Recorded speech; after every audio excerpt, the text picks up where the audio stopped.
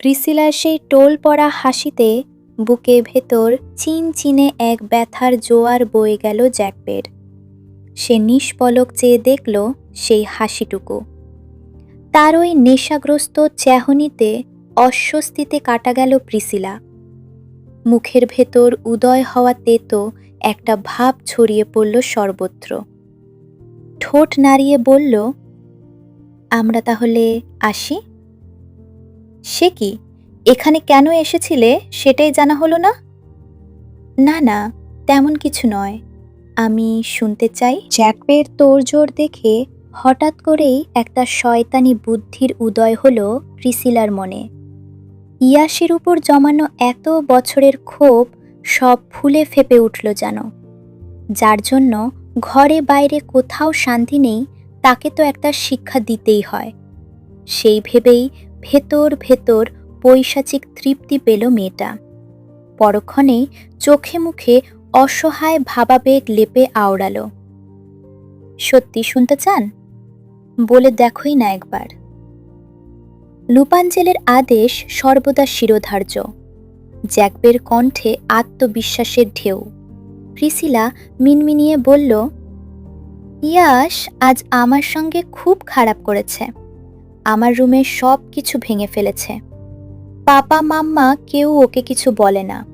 সেই সুযোগে আমার সঙ্গে সারাক্ষণ দুর্ব্যবহার করে, গায়েও হাত তোলে জানেন। প্রিসিলার কথা শুনে রাগে লাল হয়ে গেল জ্যাকব। কণ্ঠে ক্ষোভ নিয়ে বলল, কি ইয়াস এমন করে বাড়িতে? তোমার মতো একটা ফুলের গায়ে হাত তোলার অপরাধে ওর তো শাস্তি হওয়া দরকার। ছেলেপেলে নিয়ে এক চোট ধুলাই দিব কিনা বলো? না না, সেসবের দরকার নেই।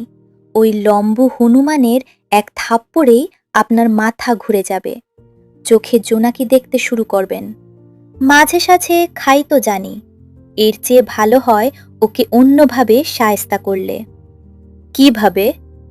একটু কাছে আসুন, কানে কানে বলছি। প্রিসিলার কথায় খুশিতে গদগদ হয়ে ওর দিকে কান বাড়িয়ে দিল জ্যাকব। প্রিসিলা একটু ইতস্তত হয়ে ফিসফিসিয়ে প্ল্যান বলল নিজের। তা শুনে শয়তানি হাসি হাসল ছেলেটা। পরক্ষণেই কিছুটা ভীত সন্ত্রস্ত হয়ে সতর্ক গলায় বলল, যদি ধরা পড়ে যাই? আরে কিভাবে ধরা পড়বেন?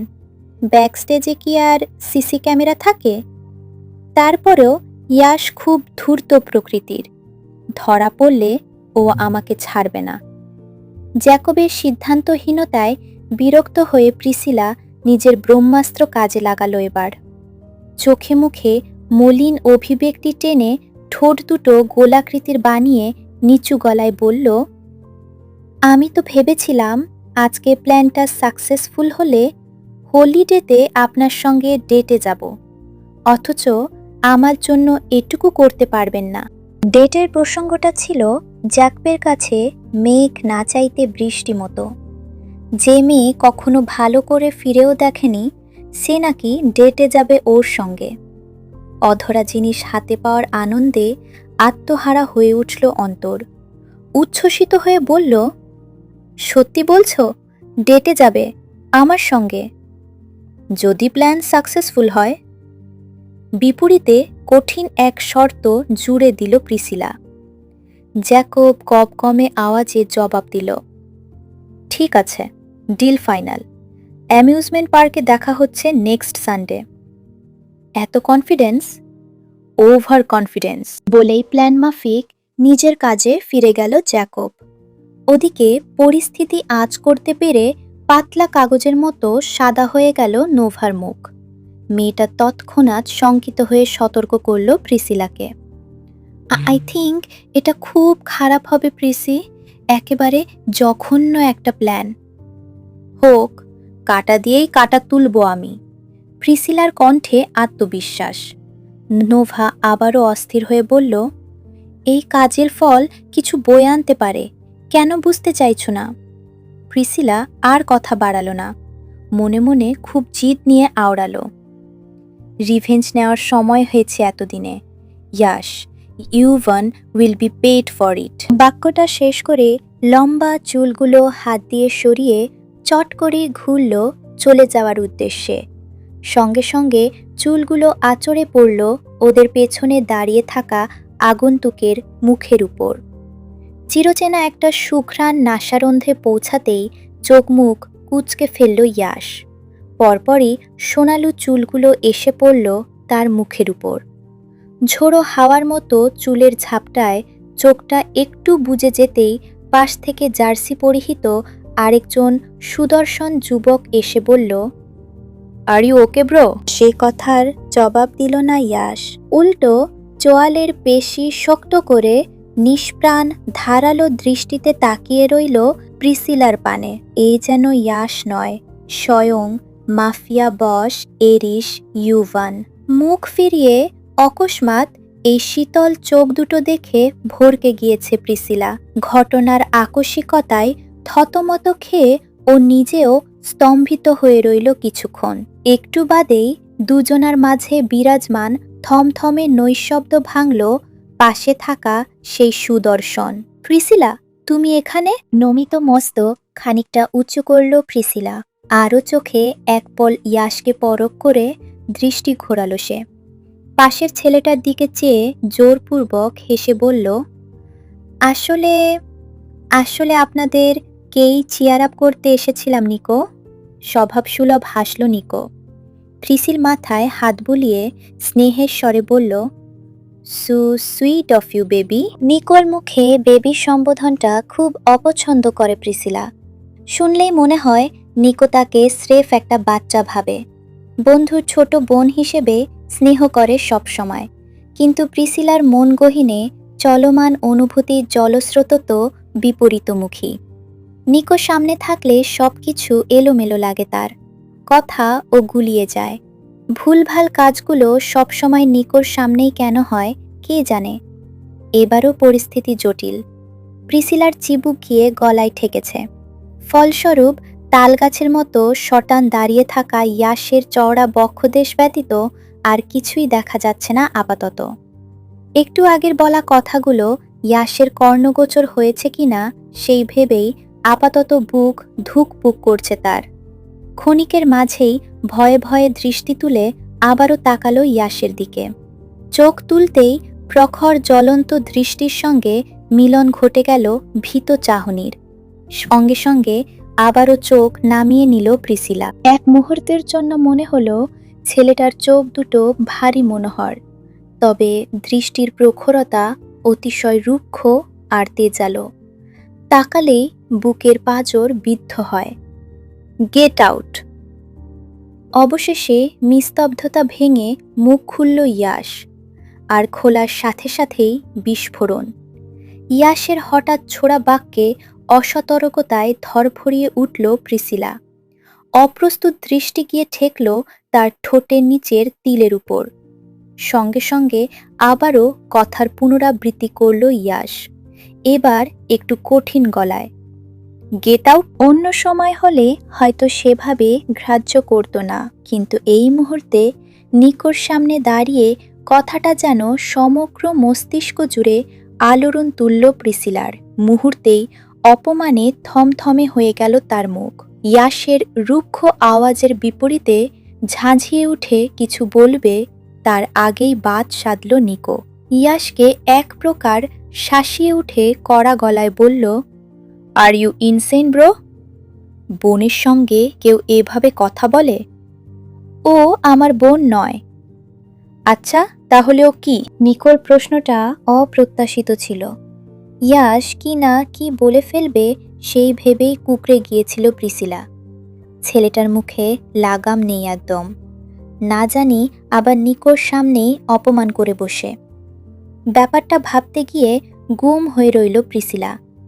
ঠিক তখনই কানে ভেসে এলো পুরুষালী রুক্ষ আওয়াজ, হাউসমেট বলতে পারিস, আমরা এক বাড়িতেই থাকি, but we are not that close. দাঁটিয়াল স্বরে জবাব দিয়ে হনহনিয়ে সামনের দিকে এগিয়ে গেল ইয়াশ। ঘাড় তার একটা। ইয়াশকে উদ্দেশ্য করে স্বগতোক্তিতে কথাটা বলেই প্রিসিলা আর নোভার দিকে মনোনিবেশ করল নিকো। তরল গলায় জানতে চাইল, আর ইউ ওকে? এখন ঠিকঠাক, মৃদু হেসে বাধ্য মেয়ের মতো দুদিকে মাথা নাড়ালো প্রিসিলা। নিকো সামনে আছে মানেই চারিদিকে লক্ষ তারার মেলা। জরাজীর্ণ এই পৃথিবী যেন রংধনুর মতো রঙিন। চারিদিকে একটা সুখ সুখ হাওয়া। ঠিক না হয়ে যাবে কোথায়ও। নিকোর হাতে দুটো কোল্ড ড্রিঙ্কের ক্যান ছিল, যার একটা ইয়াসের। সেটাই আপাতত এগিয়ে দিল প্রিসিলাকে। অন্য হাতে যেটা ছিল সেটার ক্যানটা খোলা। সহসা একটু ইতস্ততভাবেই এগিয়ে ধরল নোভার দিকে। মেয়েটার দিকে পূর্ণ দৃষ্টিপাত করে প্রসিদ্ধ গলায় বলল, জাস্ট ক্যানটাই খুলেছি, এখনো চুমুক দিইনি, নিঃসন্দেহে নিতে পারেন। প্রসন্ন হাসল নোভা। খুব সাবলীলভাবেই কোল্ড ড্রিঙ্কসটা গ্রহণ করে নমনীয় স্বরে জবাব দিল, সমস্যা নেই দিন। চুমুক দিলেও সমস্যা নেই? নিকোর মুখ ফসকে কথাটা বেরোতেই চোখ তুলে চাইল নোভা। লম্বা চওড়া সৌম্যকান্ত চেহারা ছেলেটার। ঝিলের জলের মতোই স্বচ্ছ তার দৃষ্টি, অথচ চাহনিতে ভর করেছে অপার মুগ্ধতা। আচ্ছা, কিসের সৌন্দর্যে এমন মন্ত্রমুগ্ধ হয়ে আছে তার দুনয়ন? মোহাচ্ছন্ন ওই টলটলে জলের মতো চোখ দুটোতে চেয়ে থাকতে থাকতেই অকস্মাৎ প্রশ্নটা জাগল নোভার মনে। অডিটোরিয়ামের বিস্তৃত গ্যালারি জুড়ে মানুষের গিজগিজ। সবাই বসে আছে প্ল্যাকার্ড আর লাইট স্টিক হাতে নিয়ে। আজকে ফাইনাল ম্যাচ। পরপর 200-এর অধিক দলকে হারিয়ে সর্বশেষ যে দুটো দল টিকে থেকেছে তারাই খেলবে আজ, ডেয়ারডেভিল ভার্সেস ওশেনহার্ট। প্রতিটি দলে 6 জন করে মেম্বার আর একজন ক্যাপ্টেন রয়েছে। এরা তুখর প্রো গেমার। রোবটের চেয়েও দ্রুত চলে তাদের আমূল। এক একজনের দক্ষতায় রীতিমতো ঝড় বয়ে যায় কিবোর্ডের উপর। যদিও সবটাই দীর্ঘ তপস্যার ফল। চারিদিকে উৎসুক জনতার প্রতীক্ষার অবসান ঘটিয়ে অবশেষে একে একে স্টেজে এসে উপস্থিত হল দুই দলের গেমাররা। তারা আসতেই গ্যালারির ঝকঝকে বাতিটা একটু ফিকে হয়ে গেল। ধীরে ধীরে বিশাল স্ক্রিন জুড়ে ভেসে উঠল ম্যাপের ইমেজ। উচ্চ পাহাড়, ঘন জঙ্গল আর খোলা আকাশ। অডিটোরিয়ামে উপস্থিত সকলে নড়ে চড়ে বসল এবার। মনোযোগ বিশাল পর্দায় নিবদ্ধ। খেলোয়াড়রা এগিয়ে গিয়ে নিজেদের স্টেশনে বসল।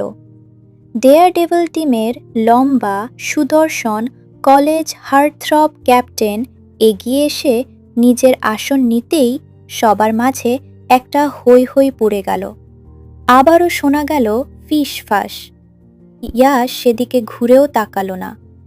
এই মুহূর্তে খুবই মানসিক চাপের মধ্যে দিয়ে যাচ্ছে সে।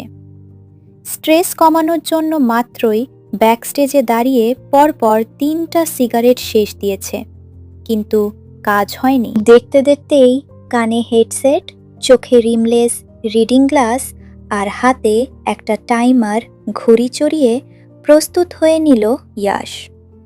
আপাতত হাতের কন্ট্রোলার বা কিবোর্ড মাউস চেক করছে সে। পরবর্তী পর্বের জন্য লাইক, কমেন্ট করুন এবং চ্যানেলটা সাবস্ক্রাইব করে পাশে থাকুন।